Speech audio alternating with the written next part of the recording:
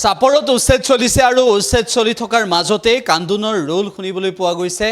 কান্দোনৰ ৰোল উঠিছে উচ্ছেদিতৰ মাজত।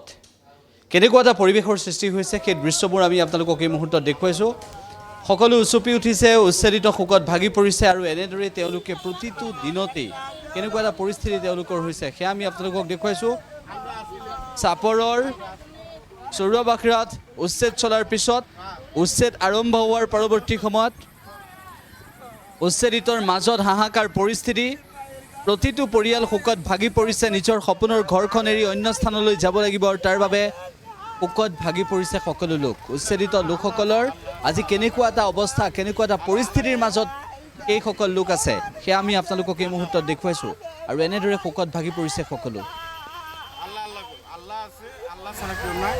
আল্লাহর কাছে দোয়া করো, আল্লাহ আল্লাহ মাফ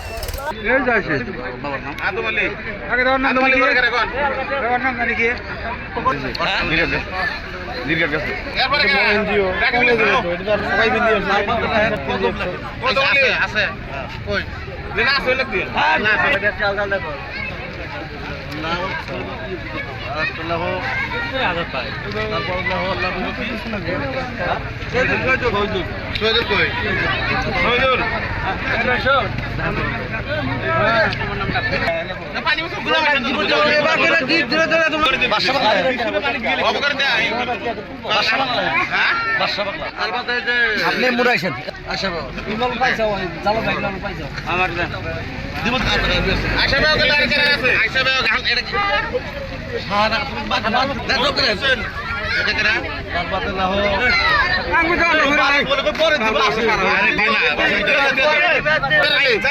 যাই দাও না কি না কাছে দাও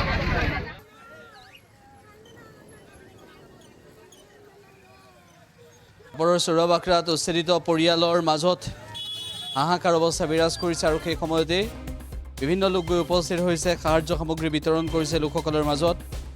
কংগ্ৰেছৰ অমৃত বাদশা নামৰ এগৰাকী নেতাও সেই স্থানত গৈ উপস্থিত হ'ল আৰু কেনেদৰে সেইসকল লোকৰ মৰ্মবেদনাৰ বুজ ল'লে সেয়াও আমি আপোনালোকক এই মুহূৰ্তত দেখুৱাইছোঁ।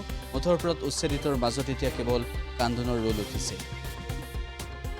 হয়, খুব মৰ্মাহত হৈছোঁ যে অসমৰ ভিতৰত সৰ্ববৃহৎ উচ্ছেদিত এই অঞ্চল আপোনালোকে ইতিমধ্যে দেখিছে যে এই অঞ্চলটো এই গাঁওবিলাক বহুত পুৰণা গাঁও আৰু জন্ম হোৱাৰ আগৰ এই অঞ্চলবিলাকত মানুহ বসতি কৰিছে। ইতিমধ্যে দেখিছে বিভিন্নজনে বিভিন্ন টুলুঙীয়া মন্তব্য কৰিছে যে এইসকল বাহিৰৰ পৰা অহা মানুহ, আচলতে এইসকল ইয়াতে জন্মগ্ৰহণ কৰিছে, ইয়াতে লালন পালন হৈছে, ইয়াৰে বায়ু পানী খাই ইয়াত ডাঙৰ দীঘল হৈছিলে। বহুতৰে পাট্টা মাটি আছে, চৰকাৰে আমন্ত্ৰণ দিছে, চৰকাৰে পাট্টাও দিছিলে। ইতিমধ্যে দেখিছে যে আচলতে আমাৰ মুখ্যমন্ত্ৰী ডাঙৰীয়া কোৱা ধৰণে যে আমাৰ মুখ্যমন্ত্ৰীয়ে কৈছিলে যে পাপ কৰিলে কেঞ্চাৰ হয়, পাপ কৰিলে কেঞ্চাৰ হয়। তো যি অৱস্থা আপোনালোকে ইতিমধ্যে দেখিছে, এই অঞ্চলৰ যিটো পৰিস্থিতি ইতিমধ্যে আপোনালোকে খবৰ পাইছে বা ময়ো আজি ইয়াত আহি খবৰ পালোঁ যে গৰ্ভৱতী মহিলা আজি ডেলিভাৰী অৱস্থাত তেওঁলোকে এতিয়া ঘৰ ভাঙিব না সেই ডেলিভাৰী মহিলাজনক লৈ হস্পিটেল যাব। আজি যিসকল মানুহ এনেকুৱা এটা পৰিস্থিতিৰ ভিতৰত পৰিছে যে যি ৰাজ্যৰ প্ৰধান তেওঁৰ প্ৰতি কিন্তু আমি এটা সকলোৱে আস্থা ৰাখোঁ। আমি গণতান্ত্ৰিক পদ্ধতিৰে নিৰ্বাচিত কৰা যিসকল প্ৰতিনিধি আমি বনাওঁ, তেওঁলোকে যেতিয়া শপত বাক্য পাঠ কৰে সেই শপত বাক্যৰ সম্পূৰ্ণভাৱে ওলোটা কাম ইয়াত চলি আছে।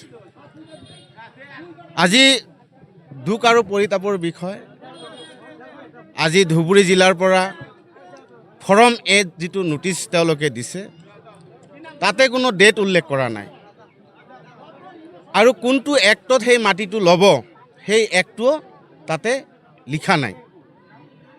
তো এটা অফিচিয়েল নোটিছত যদি ডেট এক্ট নাথাকে আপোনালোকে কিন্তু বিচাৰ কৰিব আৰু অসমৰ ৰাইজে বিচাৰ কৰিব। আজি ৰাজনীতি আমি সকলোৱে কৰিম। ৰাজনীতিৰ যি আমাৰ মৌলিক অধিকাৰ আছে আমি সকলোৱে কৰিম, কিন্তু এনেকুৱা ৰাজনীতি কৰিব নালাগে যে কাৰো চকুৰ পানী পেলোৱাই কাৰোবাক ঘৰ